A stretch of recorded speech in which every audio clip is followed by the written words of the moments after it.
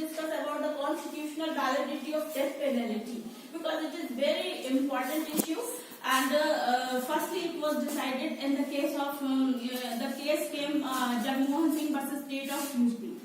In this case, what happened? The petitioner challenged the death sentence on the ground that it was violative of Article 19 and 21 because it did not provide any procedure.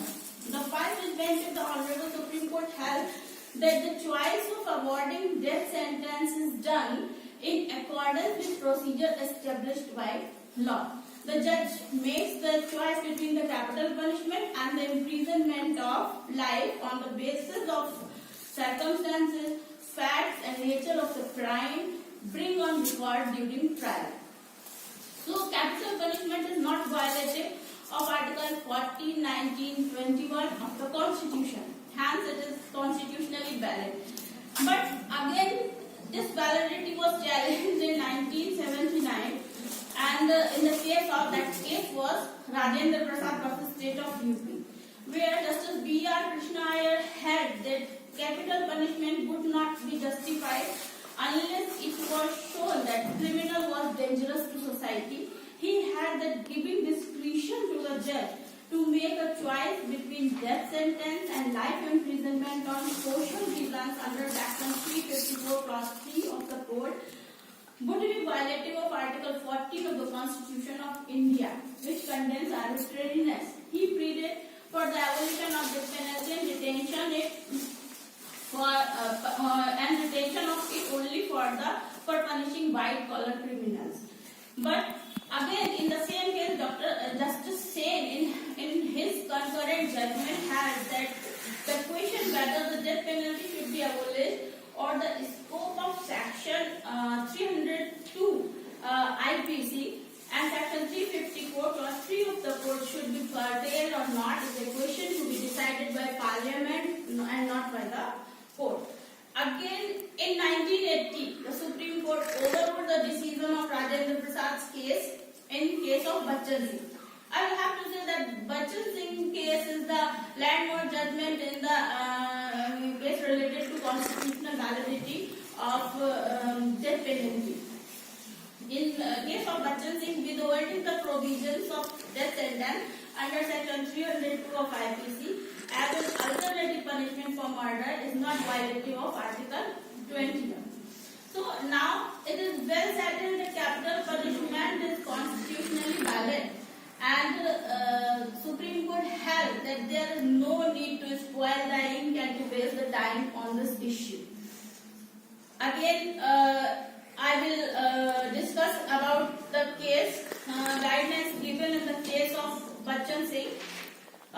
These guidelines were the Supreme Court issued. These guidelines were regarding the rarest of the rare cases. Firstly, it was decided that the extreme penalty of death need not be inflicted except in the gravest cases of extreme culpability.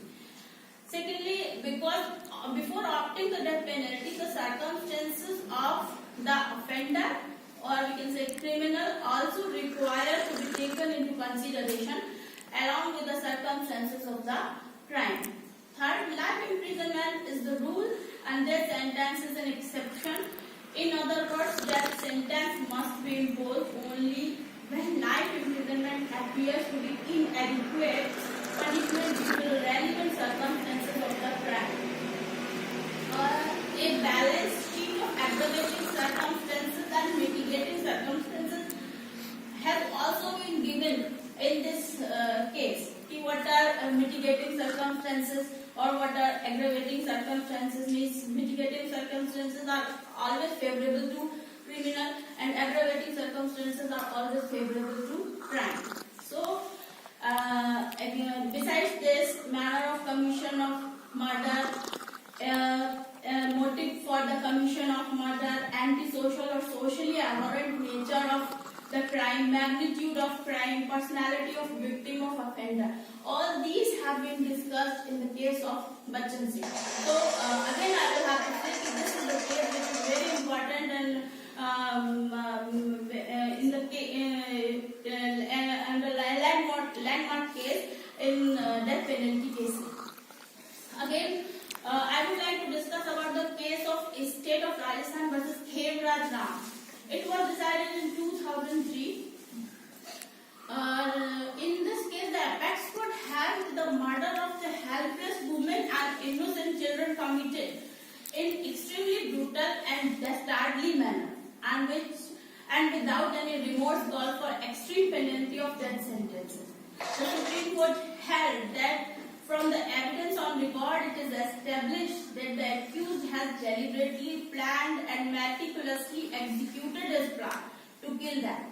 The entire chain of events and circumstances led to the inevitable conclusion that he had intention to kill. The Supreme